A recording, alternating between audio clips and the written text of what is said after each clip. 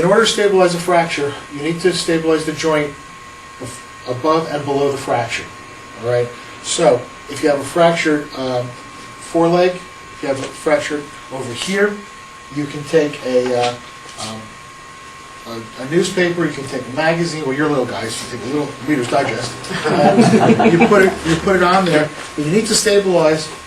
The best thing you do actually is just leave it be, okay? Just get them to the vet. But if you're in an area where you can't, and again, this is tailored to the police, so they're in a little bit different situation, but if you're in an area where you can't get to a vet for a prolonged period of time, you want to stabilize the fracture if you can, but you don't want to drive them totally crazy.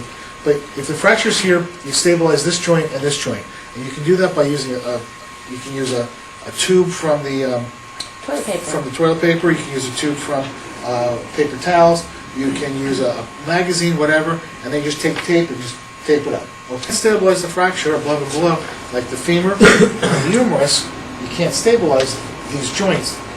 All right? You're better off doing nothing, because what happens is if you try and put a bandage on this or a dressing, it acts like a fulcrum, and what happens is it distracts the fracture even more than where it is now. So that becomes a problem. So it becomes a problem. So you don't want to distract the fracture any more than it is. If it's an open fracture and it's poking through the skin, don't try and put it back in. Okay? If it's poking through, get some type of fresh bandage, clean bandage, lay it on top. If you have saline, sterile saline, you can use it as clean as you can, and just wrap it and get them to the vet.